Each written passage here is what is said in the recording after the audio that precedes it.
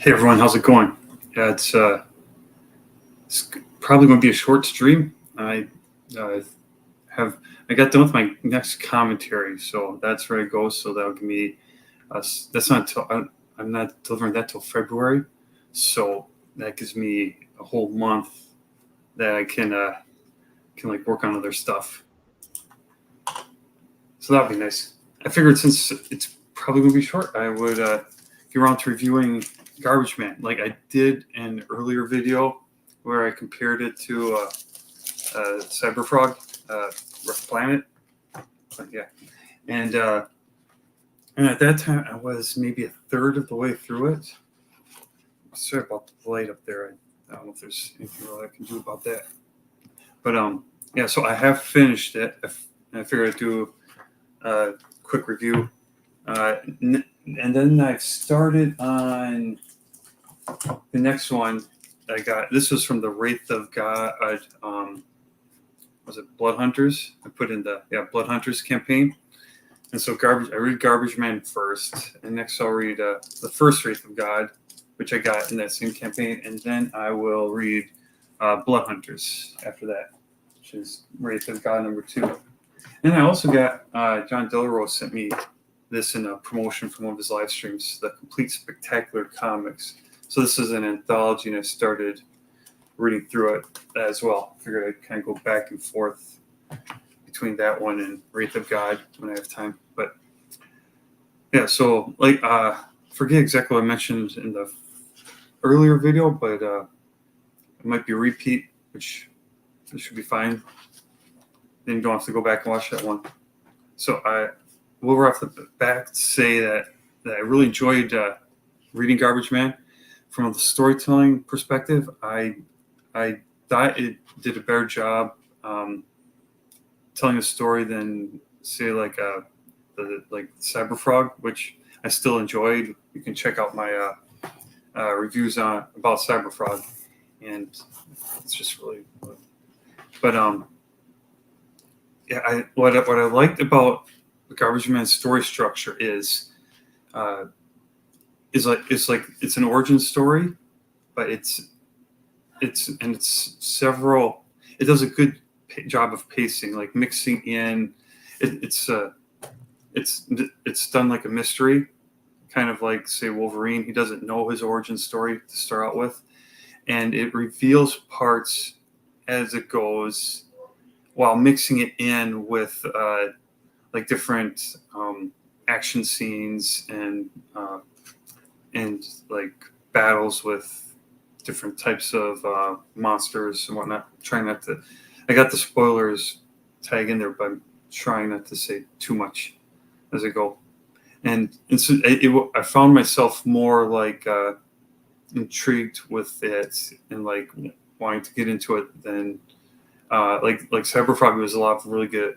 Like Cyberfrog had like fantastic art and it was like some good action and stuff, but it wasn't as engrossing to me as like Garbage Man was. Even though I prefer the Cyberfrog character, like and like the design, just like for Garbage Man, I wouldn't. I'm trying to think. One part of me wouldn't. I don't think would like him as much if he had like a long solo series. Like I think he's a character that's better as part of a team, and he meets a team in here that must have been covered by. That must have been from another story. What are they called again? I have to find it here. But I noticed on the cover they do appear in Bloodhunters, and I remember like when Aaron was talking about on campaign in some videos, it's like Bloodhunters will bring together several characters from the Lopresti verse, and so that team was one of them. It's like see, I can remember events a lot better than I can remember names. The Nightclub. So yeah, this is like a couple of the. Actually, it's all 3 characters. I missed this one in the back because I thought he was just a shadow. But like it kind of like so I'll kind of go back a little bit. I did like the Swamp Thing animated series. I remember when I watched that. So I liked him as a character, and there are a lot of similarities. So maybe Garbage Man could work in something similar. But I think part of it is he has this asymmetrical design, which part of me likes and part of me doesn't like. I know it's contradictory, but I like the. I think it's more so by nature he's created from like refuse and stuff, so he's supposed to look like asymmetrical and whatnot, which I think is good design for the character. But yeah, it's like he's not visually appealing, but he's not supposed to be. I'll say so. I like how he's got like the one arm that's like really strong, kind of like Hellboy, and so I do like him like that. As far as if he was like the solo in a series, I suppose it just would matter how it's done. Like what I liked about this, kind of going back to an earlier thought, is it is a complete story. It's a compilation of issues from. It's from Weird Worlds 1 through 6 from 2011, and then My Greatest Adventure 1 through 6 from 2011 and 2012. So there's several stories collected in here, but this compilation does tell a complete story, yet it leaves it open for more adventures later on, which I really like, and how they end like each of this like mini stories, say in each one, and they. It's kind of like it's the newer Teenage Mutant Ninja Turtle series in is it 20? It's in the 2000s on Fox. It's like I watched mostly American animated shows growing up, like G.I. Joe and Transformers. So I was used to like them ending succinctly every week, unless there's a two-parter and they say to be continued or a series. But then with the Ninja Turtles, I remember the very first episode, it looked like everything was complete, but then they just they have like it wasn't post-credit scene, but kind of like that. It showed like just this mysterious character. And then every episode after that, or a lot of episodes after that, they'd have like a complete episode, but then they would put like a hint at some points, which led to a bigger overall arc. And that's like what Aaron was doing in this series, which I thought was the word I used earlier, engrossing. I really like that. So, and Aaron's art is really good. He likes kind of like these like looking at Wraith of God, and like these darker types of I don't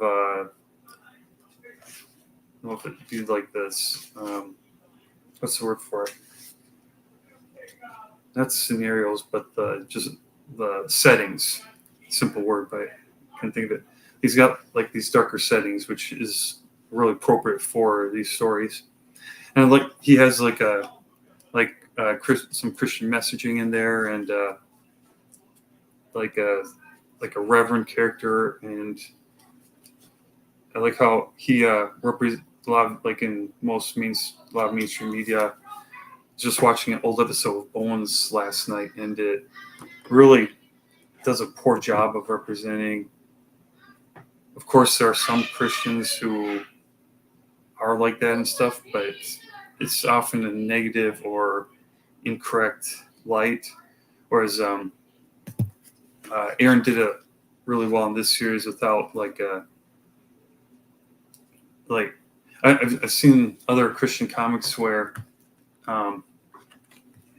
it's kind of like it'd be like just not really much of a story, just a lot of action, and then the characters like saying Bible verses the whole time and stuff like that. And I don't want to like say what they were. I can't remember offhand, but and I don't want to like put down the effort by any means. I appreciate that they're making them, But it's like this. This is a complete story with complete characters that